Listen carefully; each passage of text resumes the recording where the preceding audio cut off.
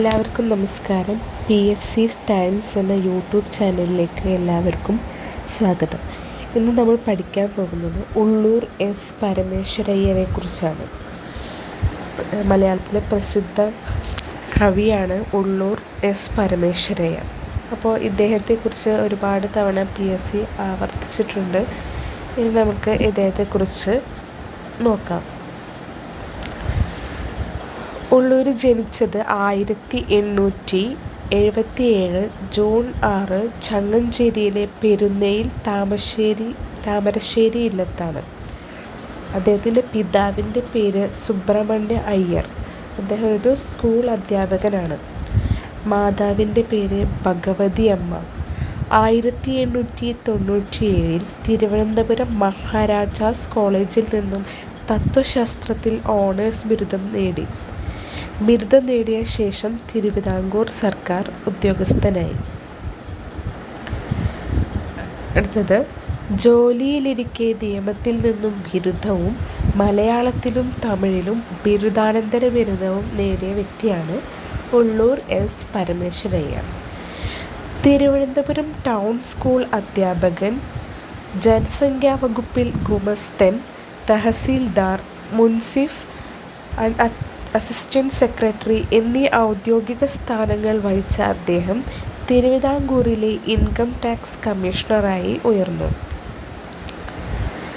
കവി എന്നതിനു പുറമെ സാഹിത്യ ചരിത്രകാരൻ, ഭാഷാ ഗവേഷകൻ, ഉദ്യോഗസ്ഥൻ എന്നീ നിലകളിൽ ഉള്ളൂർ പേരെടുത്തിരുന്നു. ഉള്ളൂർ, കുമാരനാശാൻ, വള്ളത്തോൾ എന്നീ കവികൾ 20-ാം നൂറ്റാണ്ടിൻ്റെ ആരംഭത്തിൽ മലയാള കവിതയിൽ കാൽപ്പനിക പ്രസ്ഥാനത്തിന് തുടക്കം കുറിച്ച് ശ്രദ്ധേയരായി. സാഹിത്യ ചരിത്രത്തിൽ ഇവർ ആധുനിക കവിത്രയം എന്നറിയപ്പെടുന്നു. അപ്പോൾ ആധുനിക കവിത്രയത്തിലെ ഒരു പ്രധാനപ്പെട്ട ഒരു കണ്ണിയാണ് ഉള്ളൂർ എന്ന് പരമേശ്വരയ്യർ. കഠിന സംസ്കൃത പദങ്ങൾ ബഹുലമായി ഉപയോഗിക്കുന്ന അദ്ദേഹത്തിൻ്റെ രചനാശൈലി അക്കാലത്ത് അനുവാചകർക്ക് പഥ്യമായിരുന്നു. അതുകൊണ്ട് തന്നെ അദ്ദേഹം ഉജ്ജ്വല ശബ്ദാഢ്യൻ എന്ന പേരിലും അറിയപ്പെട്ടിരുന്നു. അപ്പോൾ ഉള്ളൂരിന് അറിയപ്പെട്ടിരുന്ന പ്രധാന പേരാണ് എന്താ? ഉജ്ജ്വല ശബ്ദാഢ്യൻ. ഉള്ളൂർ ഉജ്ജ്വല ശബ്ദാഢ്യൻ. വള്ളത്തോൾ ശബ്ദമനോഹരൻ എന്ന് നമുക്ക് ഓർത്തുവെക്കാം. അടുത്തത്, അദ്ദേഹത്തിന് ലഭിച്ച ബഹുമതികളെക്കുറിച്ചാണ് നമ്മൾ പഠിക്കാൻ പോകുന്നത്. 1937 തിരുവിതാംകൂറിൽ രാജഭരണകൂടം ഉള്ളൂരിന് മഹാകവി ബിരുദം സമ്മാനിച്ചു.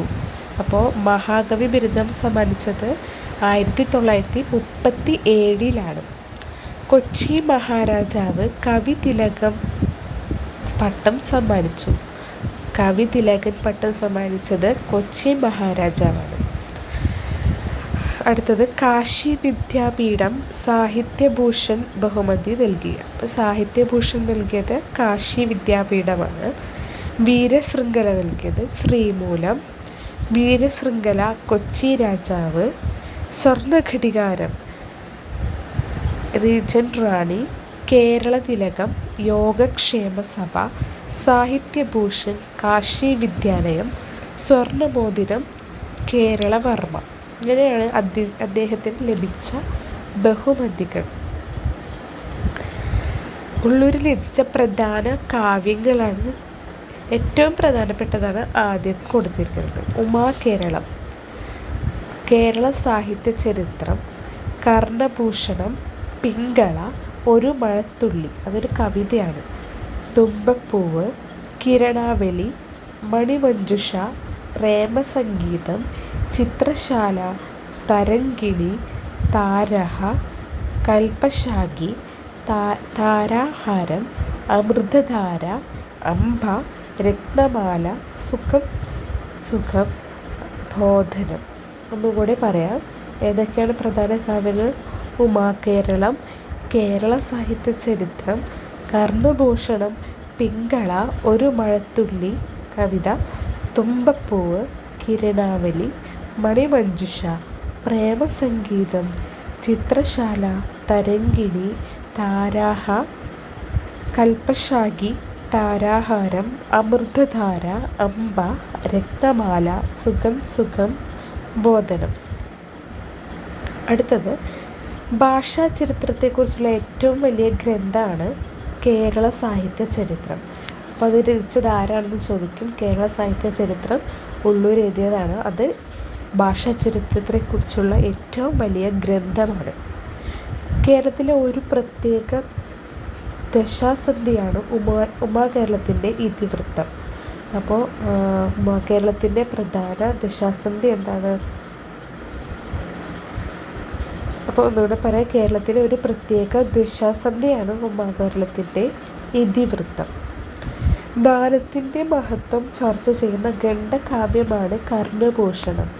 ദാനത്തിൻ്റെ മഹത്വം ചർച്ച ചെയ്യുന്ന കാവ്യം എന്താണ്? കർണഭൂഷണം. കർണഭൂഷണം എഴുതിയത് ഉള്ളൂർ. പിങ്കളയും ഭക്തിദീപികയുമൊക്കെ പുരാണ കഥകളാണ്. അപ്പോൾ ഉള്ളൂരിൻ്റെ പുരാണ കഥകളിൽ പെട്ടതാണ് പിങ്കളയും ദീപിക. ഭാരതീയ സ്ത്രീകളുടെ സ്വാതന്ത്ര്യത്തെക്കുറിച്ചുള്ള പരാമർശങ്ങൾക്ക് ഉള്ളൂർ നൽകുന്ന മറുപടിയാണ് ചിത്രശാല. എന്താണ് ചിത്രശാല? ഭാരതീയ സ്ത്രീകളുടെ സ്വാതന്ത്ര്യത്തെക്കുറിച്ച് പരാമർശങ്ങൾക്ക് ഉള്ളൂർ നൽകുന്ന മറുപടിയാണ് ചിത്രശാല. അപ്പോൾ ഇങ്ങനെ ഓപ്ഷൻസ് തന്നിട്ട് അതിൽ നിന്നും ദാനത്തിൻ്റെ മഹത്വം ചർച്ച ചെയ്യുന്ന ഖണ്ഡകാവ്യം, ഉള്ളൂരിൻ്റെ ഖണ്ഡകാവ്യം ഏതെന്ന് ചോദിക്കും. എന്നിട്ട് അതിൽ നിന്ന് നമ്മൾ സെലക്ട് ചെയ്യാനായിട്ട് മറക്കരുത് കർണഭൂഷണം. അടുത്തത് ശ്രീനാരായണ ഗുരുവിൻ്റെ സ്വാധീനം ഉള്ളൂർ കവിതകളിൽ കാണാം. ഉള്ളൂരിൻ്റെ കവിതകളിലൊക്കെ ശ്രീനാരായണ ഗുരുവിൻ്റെ സ്വാധീനം കാണാം. പുരാണ കഥകൾക്കൊപ്പം നവീന ആശയങ്ങളും കവിതകൾക്ക് വിഷയമാക്കിയിട്ടുണ്ട്. ഭാഷയുടെ പ്രൗഢി കൊണ്ട് വേറിട്ട് നിൽക്കുന്ന രചനകൾ അദ്ദേഹത്തിൻ്റെ ഒരു പ്രത്യേകതയാണ്. ഭാഷയുടെ പ്രൗഢിയുണ്ട്. അതായത് ഉള്ളൂർ ഉജ്ജ്വല ശബ്ദാഢ്യൻ എന്നാണ് പറയുന്നത്. അതുകൊണ്ട് തന്നെ ഭാഷയ്ക്കൊക്കെ ഒരു പ്രത്യേക പ്രൗഢി ഉണ്ടായിരിക്കും. ജാതീയത, അന്ധവിശ്വാസങ്ങൾ എന്നിവയ്ക്കെതിരെ ശക്തമായി ഇദ്ദേഹം പ്രതികരിച്ചിട്ടുണ്ട്. മഹാകാവ്യത്തോടൊപ്പം ഖണ്ഡകാവ്യങ്ങളും ഒരുപാട് രചിച്ച വ്യക്തിയാണ് ഉള്ളൂർ. ജിയോ ക്ലാസിക് ശൈലിയിലാണ് അദ്ദേഹം കവിതകൾ എഴുതിയത്. അപ്പോൾ അദ്ദേഹത്തിൻ്റെ കവിതകളുടെ പ്രത്യേകതയാണ് ജിയോ ക്ലാസിക് ശൈലി. അദ്ദേഹത്തിൻ്റെ കവിതകൾ മാനവിക ആശയങ്ങളുമായി ബന്ധപ്പെട്ടതാണ്. അപ്പോൾ ഇത്രയാണ് ഉള്ളൂരിനെ കുറിച്ച് പഠിക്കാനുള്ളത്. അപ്പോൾ എല്ലാവരും വീണ്ടും വീണ്ടും കേട്ട് പഠിക്കുക. വീഡിയോ ഇഷ്ടപ്പെട്ടാൽ ലൈക്ക് ചെയ്യുക, ഷെയർ ചെയ്യുക, എല്ലാവർക്കും സബ്സ്ക്രൈബ് ചെയ്യുക. അപ്പോൾ വീഡിയോ ഇഷ്ടപ്പെട്ടാൽ എന്തായാലും മറക്കാതെ എല്ലാവരും ചെയ്യുമല്ലോ. ഇനി അടുത്ത വീഡിയോയുമായി കാണാം. ഓക്കെ.